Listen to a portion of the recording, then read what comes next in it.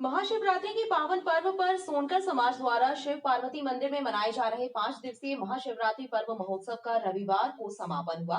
महाशिवरात्रि पर्व महोत्सव के अंतिम दिन सोनकर समाज ने माता पार्वती का विदाई समारोह धूमधाम से मनाया। इस अवसर पर भव्य शोभा यात्रा निकाली गई, जिसमें श्रद्धालु बड़ी संख्या में शामिल हुए। महाशिवरात्रि के पावन पर्व पर सोनकर समाज के द्वारा मनाए जा रहे 5 दिवसीय महाशिवरात्रि महोत्सव के अंतिम दिन रविवार को माता पार्वती का विदाई महोत्सव धूमधाम से मनाया गया। इस अवसर पर भव्य शोभा यात्रा निकाली गई, जिसमें समाज के लोग और श्रद्धालु बड़ी संख्या में शामिल हुए। सोनकर समाज के वरिष्ठ जनों ने बताया कि 15 फरवरी को कलश यात्रा के साथ परंपरा अनुसार महाशिवरात्रि पर्व की शुरुआत की गई थी, जिसका 5वें दिन समापन हुआ और परंपरा अनुसार माता पार्वती की विदाई की गई।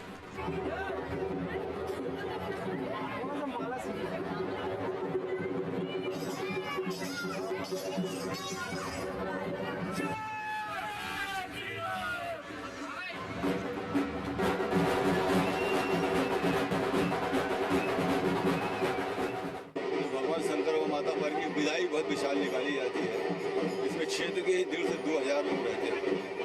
ये अपना ज़्यादा दूर न आने के बाद यहीं से करीब जाती है, जाके रात्रि में 9 बजे अपने निश्चित स्थान पर पहुँचेगी।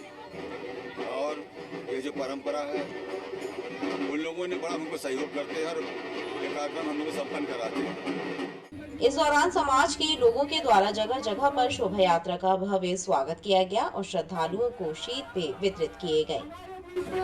हमारे इस घर के तमाम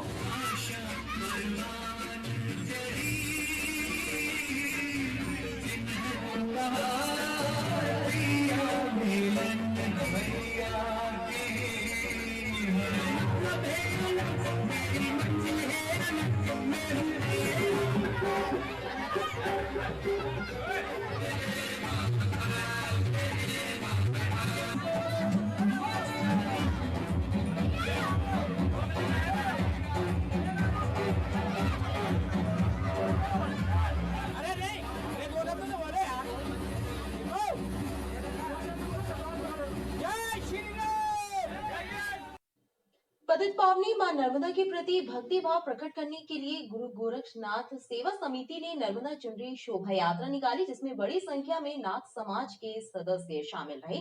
समिति के सदस्यों ने बताया कि बसंत ऋतु में हर वर्ष ऐसा आयोजन कर धर्म जागरण की अलख जगाई जाती है।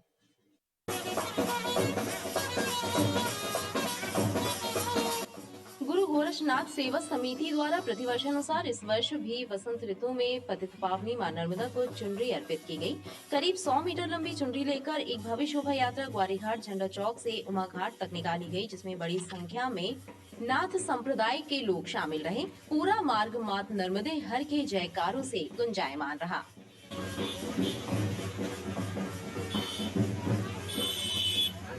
बहुत बड़ी है।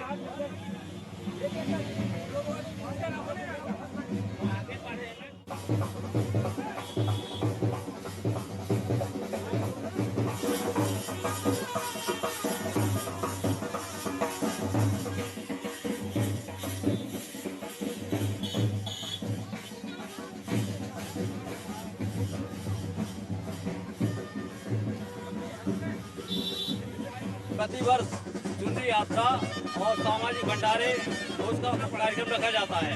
इस वर्ष भी रखा जा रहा है और हमारे सामाजिक बंधु बहुत मात्रा में एकत्रित हुए हैं और ये हर साल समझ लो माई नर्मदा की कृपा से होती रहती है और जो भी काम होता तो माई करती है। जो गुरु गोरख सेवा संगठन द्वारा करती है। नाथ संप्रदाय के सदस्यों ने मां नर्मदा का पूजन अर्चन कर उनसे देश और दुनिया के लिए खुशियों का वरदान मांगा। छत्रपति शिवाजी महाराज की जयंती के अवसर पर हिंदू सेवा परिषद ने विशाल रक्तदान शिविर का आयोजन किया। शिविर में 51 रक्तदान दाताओं ने रक्तदान किया और मानव सेवा के संकल्प को दोहराया। इस अवसर पर मेडिकल कॉलेज अस्पताल के ब्लड बैंक की टीम ने रक्तदान शिविर को सफल बनाने में अहम योगदान दिया। रक्तदान, महादान और मानव सेवा के संकल्प के साथ हिंदू सेवा परिषद के सदस्यों ने छत्रपति शिवाजी महाराज की जयंती मनाई। इस अवसर पर विशाल रक्तदान शिविर का आयोजन किया गया, जिसमें 51 युवाओं ने रक्तदान किया। शिविर में मेडिकल कॉलेज अस्पताल की ब्लड बैंक की टीम ने सहयोग प्रदान किया। हिंदू सेवा परिषद के सदस्यों और पदाधिकारियों ने इस अवसर पर कहा कि रक्तदान के प्रति लोगों को जागरूक करने और मानव सेवा के उद्देश्य से यह आयोजन किया। पुनीत कार्य में इस संगठन का सहयोग हमेशा बना रहता है। इन बिटवीन भी कभी ज़रूरत पड़ती है रक्तदान की तो संस्था के डोनर्स आते हैं और मेडिकल कॉलेज ब्लड बैंक में रक्तदान करते हैं। शिविर लगाने का पहला सबसे बड़ा कारण यह है कि जो भी रक्त देगा वो स्वयं में खुद को अच्छा महसूस करेगा और उसके शरीर में अगर कोई बीमारी तो वो उसको पता चलेगी। दूसरा, रक्त किसी ज़रूरतमंद के काम आएगा। और एक और सबसे बड़ा हमारा लक्ष्य ये है कि अगर हम रक्तदान का शिविर लगाएंगे, दूसरों को और जागृति मिलेगी तो समाज का भला होगा।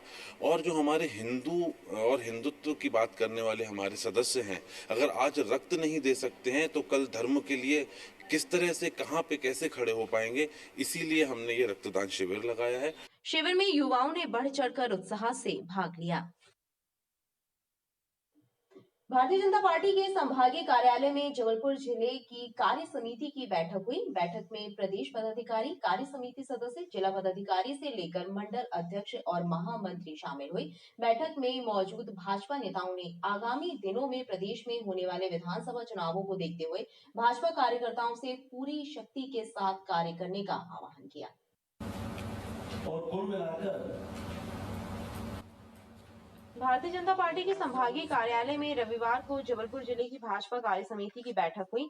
बैठक में प्रदेश, संभाग, जिले के पदाधिकारी और भाजपा कार्यकर्ता शामिल हुए। बैठक में भाजपा नगर अध्यक्ष प्रभात साहू, सांसद राकेश सिंह, राज्यसभा सांसद सुमित्रा बाल्मीकि, प्रदेश मंत्री आशीष दुबे, जिला प्रभारी वीरेंद्र गुप्ता ने संबोधित किया। भाजपा नेताओं ने प्रदेश में होने वाले आगामी विधानसभा चुनाव को देखते हुए भाजपा कार्यकर्ताओं से पूरी शक्ति मेहनत के साथ कार्य करने की बात कही। भाजपा नेताओं ने कहा कि आगामी कार्यक्रम में 21 एवं 22 फरवरी को मंडल कार्य समिति की बैठकों का आयोजन होगा। हमारे यहाँ ये व्यवस्था है कि राष्ट्रीय कार्य समिति के ठीक बाद हमारी प्रदेश की कार्य समिति की बैठक होती है, फिर जिले की कार्य समिति की बैठक होती है, फिर मंडल की कार्य समिति की बैठक होती है। ये एक सीक्वेंस से हमारी बैठकें होती है। प्रदेश कार्य समिति की बैठक हुई, रूटीन में आज हमारी जिले की कार्य समिति की बैठक है। बैठक में सभी जिला पदाधिकारी, मंडल अध्यक्ष एवं मोर्चा प्रकोष्ठ के प्रमुख उपस्थित थे।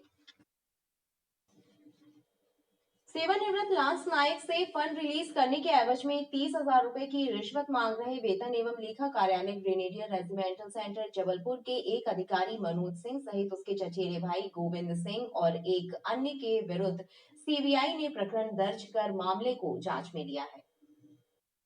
सीबीआई सूत्रों से मिली जानकारी के मुताबिक उत्तर प्रदेश बलिया निवासी लांस नायक अजीत सिंह जुलाई 2020 में ग्रेनेडियर रेजिमेंटल सेंटर से रिटायर्ड हुए थे। रिटायर होने के बाद उनकी सेवानिवृत्त निधि से रक्षा विभाग ने 3,32,634 रुपए की राशि रोक दी थी। अजीत सिंह ने ग्रेनेडियर रेजिमेंटल सेंटर जबलपुर की वेतन एवं लेखा शाखा में पदस्थ अधिकारी मनोजनाथ से संपर्क किया।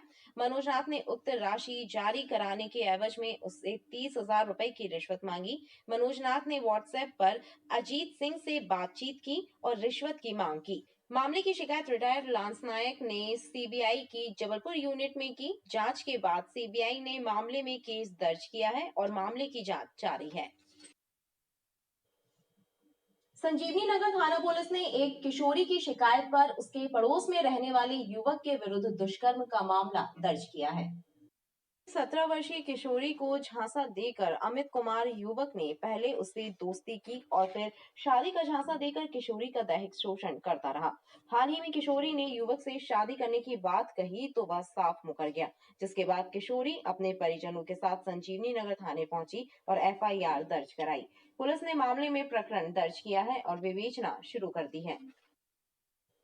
मदन महल थाना क्षेत्र मानकुंवरबाई परिसर में स्थित आदिवासी छात्रावास की बिल्डिंग में कार्य कर रहा एक मजदूर बिल्डिंग से गिरकर घायल हो गया। उसे उपचार के लिए निजी अस्पताल ले जाया गया, जहां उसकी मौत हो गई। मदन महल पुलिस से मिली जानकारी के मुताबिक मानकुंवरबाई विभाग द्वारा आदिवासी छात्रावास का संचालन किया जाता है। विभाग द्वारा छात्रावास की बिल्डिंग की पुताई का कार्य ठेके पर दिया गया था। कार्य के दौरान खमरिया का रहने वाला एक मजदूर ओम प्रकाश रैदास बिल्डिंग से गिरकर घायल हो गया और उसकी उपचार के दौरान मौत हो गई। पुलिस ने मर्ग कायम कर घटना की जांच शुरू कर दी है। मरियमनगर थाने में मानकोरबाई कॉलेज के पास ओम प्रकाश प्रसाद तेजीलाल रैदास, ये खरखरी खमरिया जिला कटनी के रहने वाले हैं। मजदूरी का कोई काम कर रहे थे तो वहाँ ऊंचाई से गिरने की वजह से उनको चोट लगी, जिसकी वजह से उनको आदित्य अस्पताल में भर्ती किया गया था। इलाज के दौरान उनकी मृत्यु हो गई। सूचना मिलने पर मर्ग कायम कर लिया गया है, जांच की जा रही है। हनुमानदाल थाना क्षेत्र बड़ी खेरमाई मंदिर के पास रहने वाली एक वृद्ध महिला की बंद कमरे में मौत हो गई। आसपास के लोगों ने पुलिस को मामले की जानकारी दी, जिसके बाद मौके पर पहुंची पुलिस ने घर के मुख्य दरवाजे को तोड़ने के बाद घर में प्रवेश किया, जहां वृद्ध महिला मृत हालत में पाई गई। हनुमानताल थाना क्षेत्र बड़ी खेरमाई के गेट नंबर 2 के समीप एक घर में वृद्ध महिला अनीता शर्मा का शव बरामद हुआ है।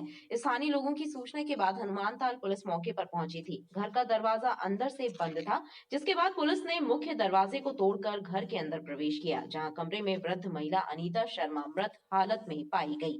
पुलिस ने इस संबंध में आसपास के लोगों से पूछताछ की। स्थानीय लोगों ने पुलिस को बताया कि वृद्ध महिला कई वर्षों से घर में अकेली रहती थी। बीते 3 दिनों से उनके घर का दरवाजा बंद था। स्थानीय लोगों को शंका हुई तो उन्होंने पुलिस को मामले की जानकारी दी। सबसे पहले 50 साल हो गए परिवार के कोई यहाँ कोई अपन को नहीं समझ में आया, आज तक तो भी नहीं देखा उनको, किसी के आना न जाना, किसी को कोई प्रकार की अपन नहीं देखा उनके पास। 60-65 साल जिनका घर का दरवाज़ा 2-3 दिन से खुला नहीं, सूचना दस्ती के वास्ते आए थे। दरवाज़ा तोड़ने के बाद अंदर जाके देखा तो महिला मृत अवस्था में पड़ी हुई है। मर्ग पंचनामा कार्रवाई चल रही है। एफएसएल मैडम को भी बुलवाए हैं जो आ रहे हैं। बहरहाल पुलिस ने मर्ग कायम किया है और मृतिका के शव को पोस्टमार्टम के लिए भेजा है। खबरें लगातार जारी हैं, आप देखते रहिए BDV न्यूज।